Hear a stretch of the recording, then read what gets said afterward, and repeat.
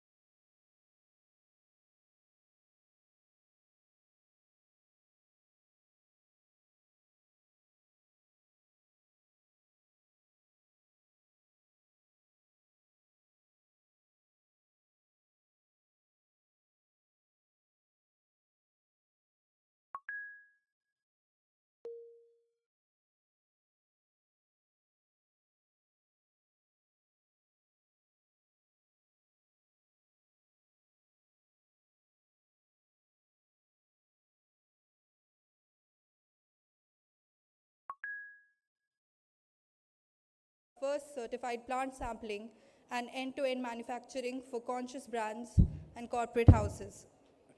Manufacturing facility. She also runs Reverse the Stripes, a niche climate and sustainability consulting practice that supports businesses on climate communications, storytelling, and sustainable events. Her work has received national and international recognition, including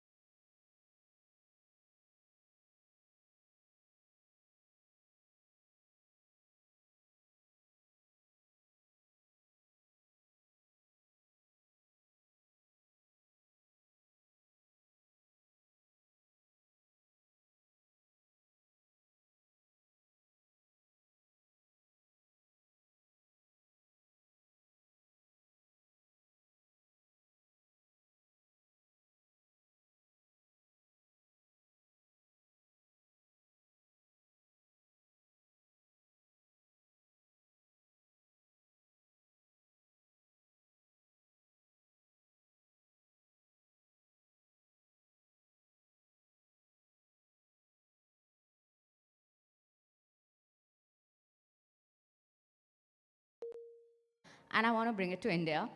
And I got very excited. I went to my father and I said, hey, you know what? You want me to take over the business? He was about 75 then. I said, I have an idea, let's go plant-based. And he said, listen, not happening. I built my business over 5 decades, makes a lot of money, is profitable. And in my lifetime, leather is not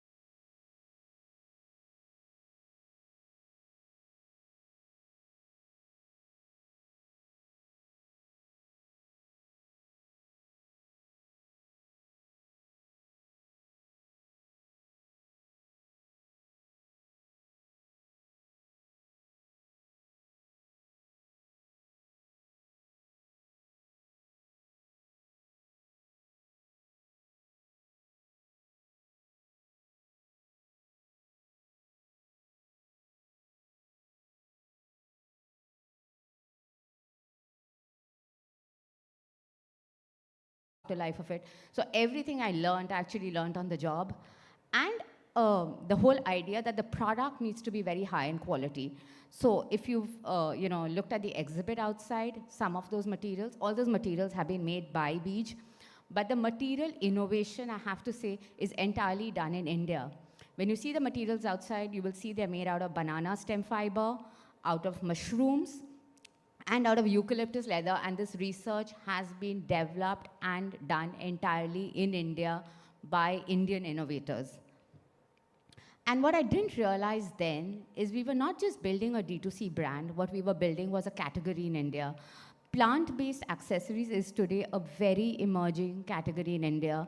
There are a lot of brands like Alan Solly, Fossil, etc., getting into this space because now consumers are realizing what they for the longest time thought was vegan and good actually was plastic. 6 years back, the understanding of this used to be very, very minimal. So some of our first shots and early designs, I put them up here. We started the website in Jan 2020, and in March 2020 was the first lockdown. Something I had not factored into my business plans. So if you see all our shoots are in nature, no models, no hand shots, nothing. Because there were no people, we had no money, so all we did was take our bags, go to Sanjay Gandhi National Park, hang them on the bark of a tree, and shoot. And we did that literally for the first 3 years. 3 years we had no model shots. A distinctive design language. So very, very soon I realized, and I'll talk about it a little, is that sustainability is good as long as it meets the core criteria of the category. When you're talking about fashion, aesthetics will always supersede sustainability. And that's something I didn't realize at the beginning, right? I was a little arrogant to think that, oh my God, I'm bringing these materials into India and they're great and people are going to buy it. Till I realized nobody is buying for sustainability. It has to look good, feel good. I have to feel amazing, carrying it into a party. It has to be a conversation starter. And if it is also sustainable, great. So very, very quickly, we really focused on our design aesthetics. In fact, some of these bags which you see, sometimes when I go out and I meet people and I say, hey, I'm Arundhati, they don't know me by name, but they say, oh, that bag, right? Ukyo. That's how they recognize me, and I'm very happy to be recognized like that. Learnings from the field. Like I was saying, I was very convinced that people will buy. Why shouldn't they buy? We are bringing in cutting-edge materials into the country. And at that time, we had to import all the materials because there wasn't much research happening in India. So I used to work with a lot of imported materials. And we used to go for all these exhibitions. And people would come up to me and say, so is this leather? I'd say, no, this is not leather. This is vegan leather. This is plant-based. Oh, it is vegan leather. It is PU. I would say, no, it's not PU. It's plant-based. And that concept was just unheard of, right? People did not grasp what you were saying. Like, पेड़ से कैसे बन सकता है leather? So it took so many conversations to get people there. But still, as Madhulika was saying earlier, people are fascinated with the idea. People like the idea, but are people essentially buying? So there was a gap there because in India, and even today, even in the consumer space, people are very happy to make a switch. The truth is, nobody wants climate change to happen. Nobody wants their consumption patterns to affect the planet. In our heads, it's just collateral damage, right? We're just trying to live lives. We're trying to buy the best we can, do the best we can. And if the best we can comes at an inconvenience or a price that we cannot afford, then at that moment, we'll say, all right, not for this. So when it comes to this, I really realized very quickly, leather is and will continue to be the gold standard for this space. Everybody wants something that looks and feels and performs like leather. Everybody wants something in very comparable price points. You can't say, hey, we are sustainable, but we are 2x the price. You are not selling. You can't say, hey, listen, we are plant-based, but you tell the manufacturer, these 3 things that you do to make a bag is not possible in this material. You are not selling.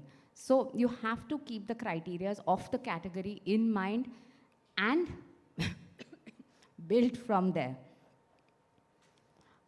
So one of my favorite quotes, and also the philosophy of the way we run our business, do the best you can, and when you know better, you do better.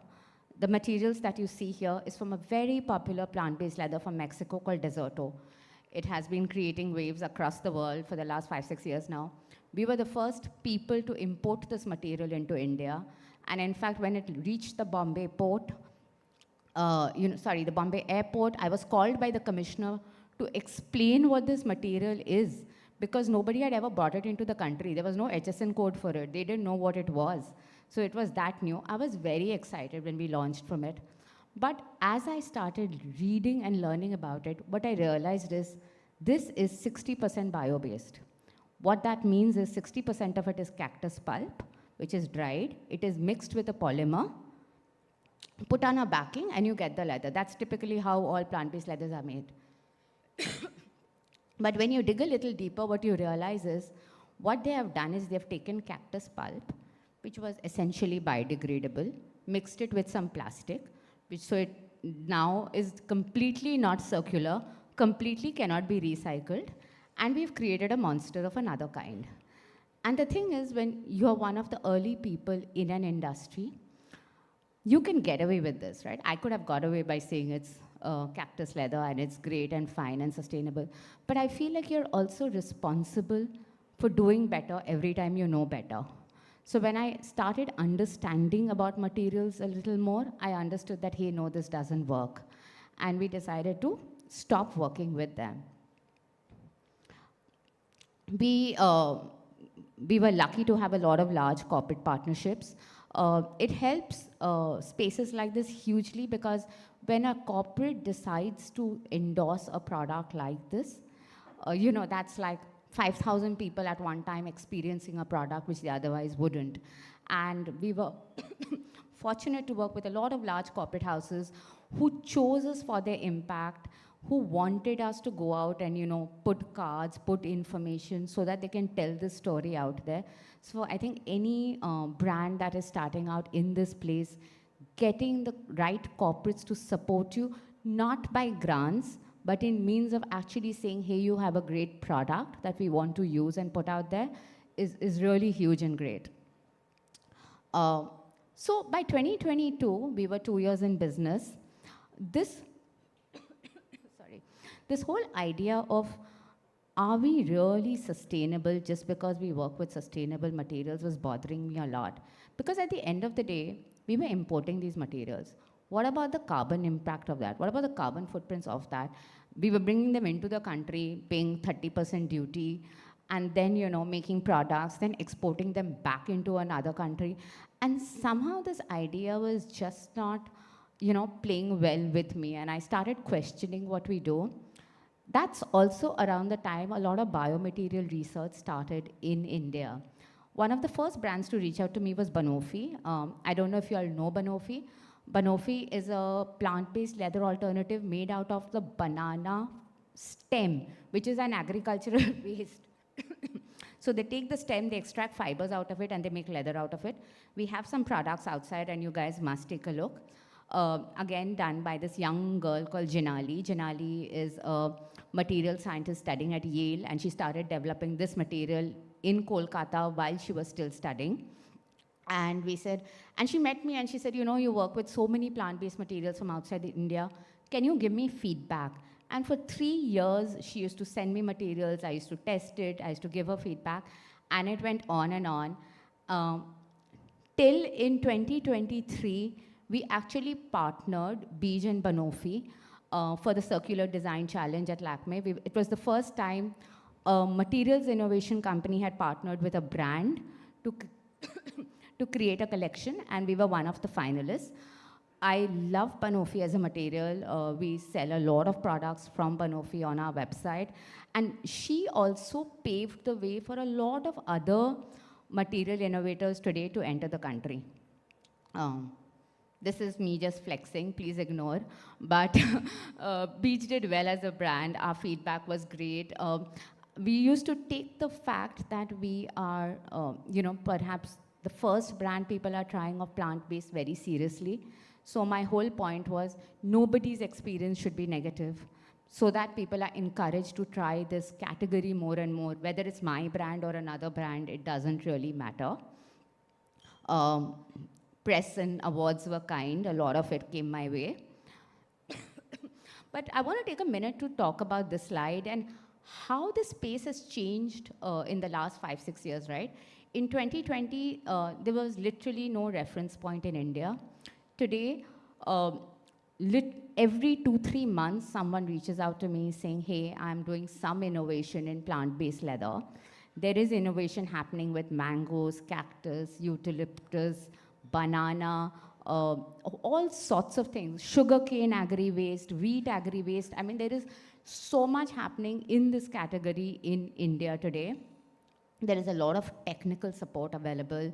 Most of them have MOUs with institutes like CLRI, etc., to support them to create this tech.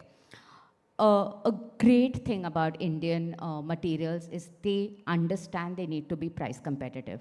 Because if they go to exporters like my dad, he'll first ask them per square feet, paisa batao.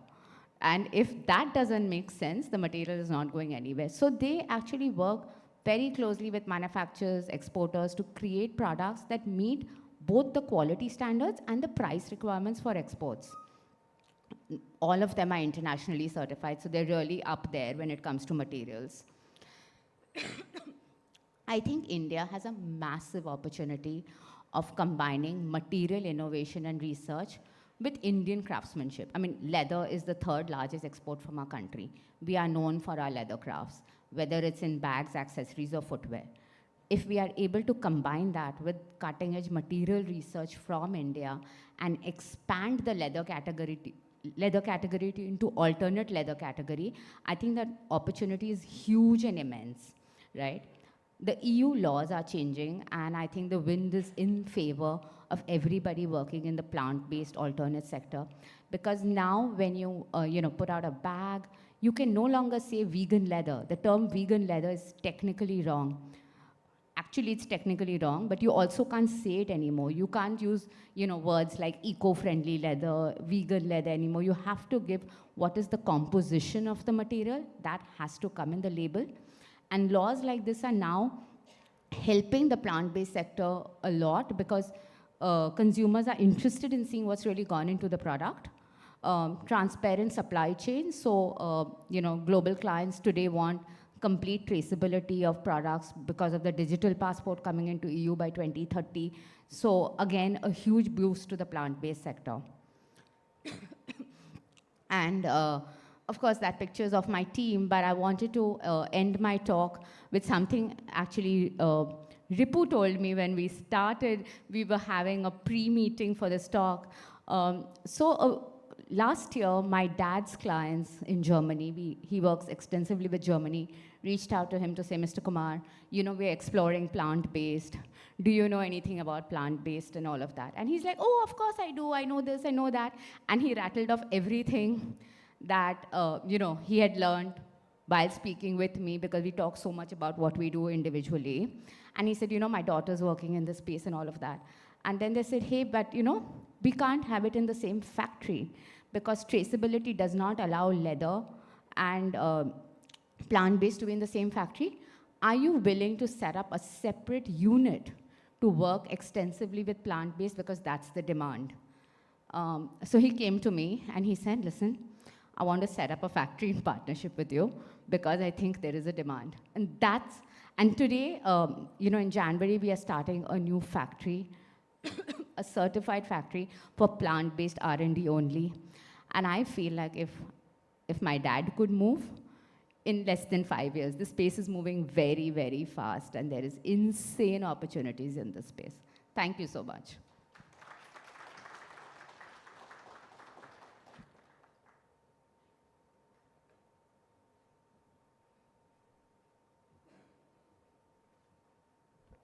Thank you so much, Ms. Arundhati Kumar, for proving that courage and creativity can turn a bold idea into a sustainable revolution. To unlock the full potential of India's green economy, we need more than individual innovation.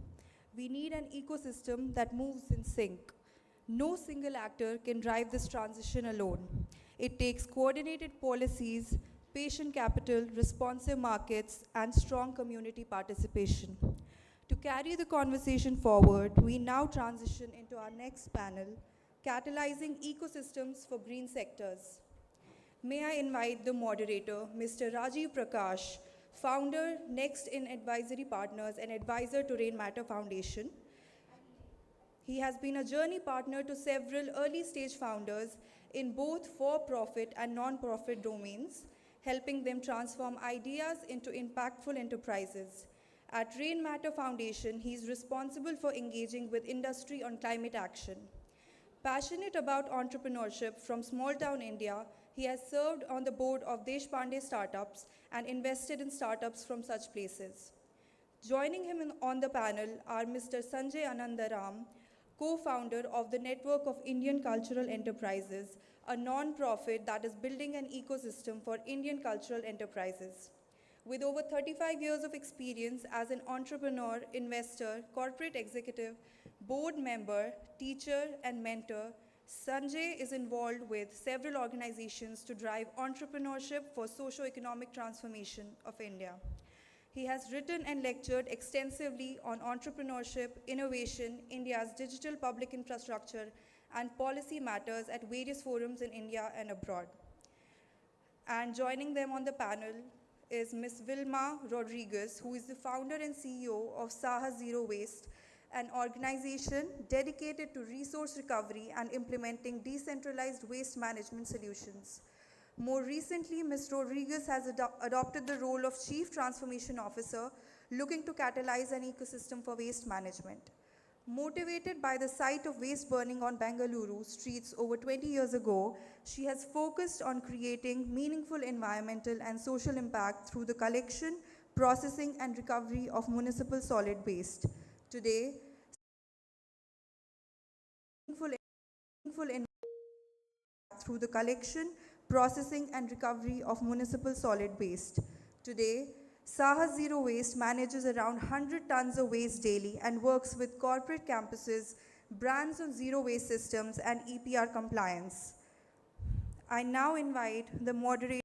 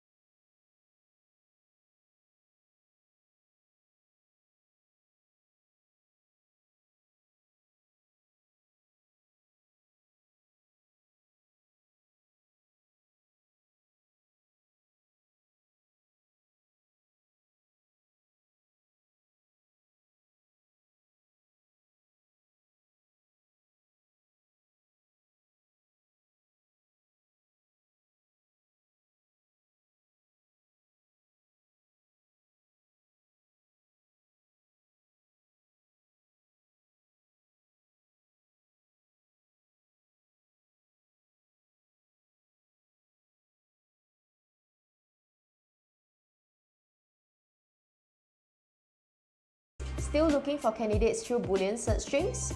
A time-consuming puzzle in finding qualified talent? Not anymore. LinkedIn just dropped their hiring assistant and it literally reads my mind. Share your intake meeting notes with the hiring assistant and voila! Goodbye Boolean search string. Hello to AI recruiting era. Hey TA friends, still looking for candidates through Boolean search strings? A time-consuming puzzle in finding qualified talent? Not anymore. LinkedIn just dropped their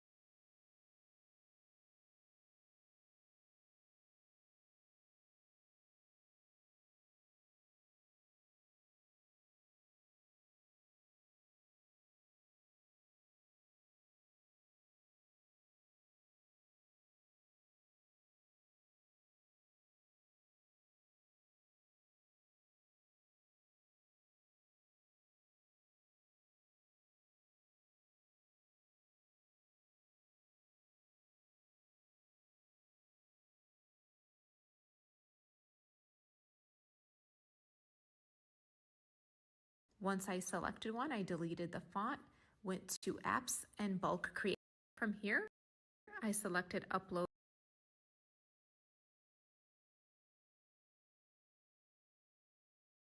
CSV, and I selected the file that we saved. Next, I right-clicked and selected Connect Data. I selected the quote and then Continue, Generate 99 Designs. Once that populated, we have 100 reels right here. Now all you have to do is update the font if you'd like. Yeah, should I? Make 100 reels with me in less than a minute. Let me show you. I'm going to create 5 social media posts in 5 minutes using AI. Today I'm going to show you how to create 100. We are going to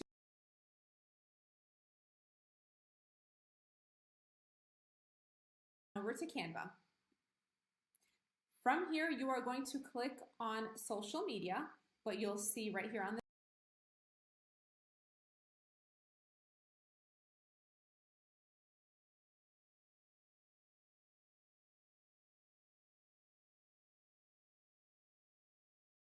screen. The Instagram reel is already up, so I'm going to create a blank one. I am going to search different templates and videos that I want to use. So I am going to type in fitness here.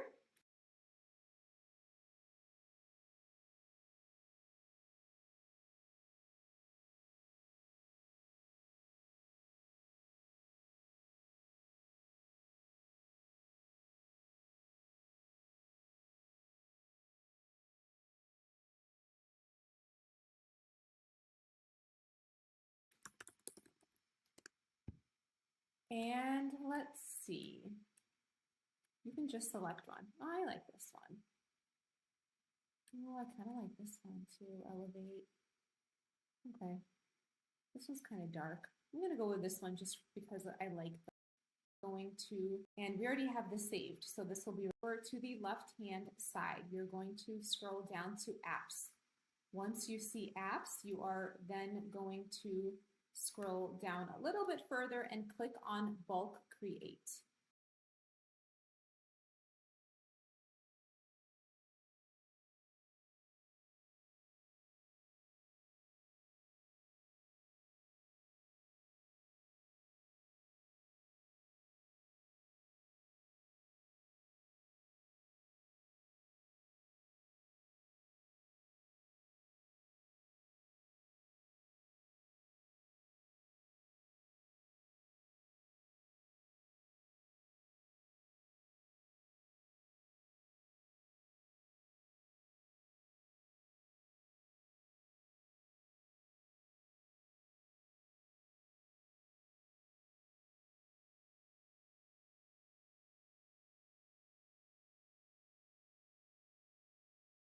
Now you are going to select, let me move my 2 fields here. We want to have the quote here.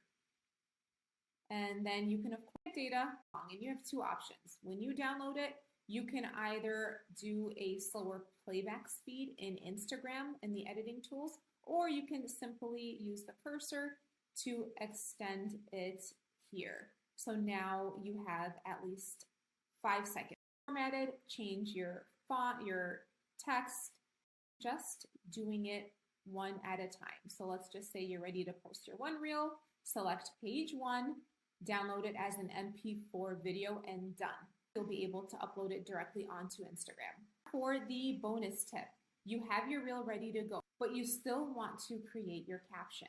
So this is something that I do to stay organized. I have a Google Doc created for all of my captions, and I write out everything in advance, so when I'm ready to post on Instagram, I have everything batched out and complete, ready to go. For example, you can take the hook from one of the reels. I already copied one. Let's see which one I just pasted. Okay, so set realistic, we'll just say that the hook is this. Set realistic and specific goals for your fitness journey. Your call to action will be whatever you included in the reel. This could be a follow for more fitness tips. It's always nice to specify if you're asking for the follow, why, and what's in it for your audience. Okay, now your caption. Take your time, write this out. What I do is write it out on my desktop, and then I add my emojis from the app on my phone. So you can then further explain. And with your caption, you want to have another eye-catching headline or first line. So something like, here's what you need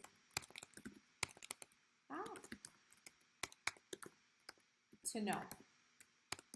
And then you can add the down arrow emojis guiding them to read on the caption, because the more your video replays and loops, the more views you get. And just like that, you have 100 faceless reels ready to go. Your content is batched. You have your Google Doc with your captions written out. Now you can go into the Instagram app, upload them, schedule them, or post them as you wish, whatever works best for your schedule. Now you can also take these 100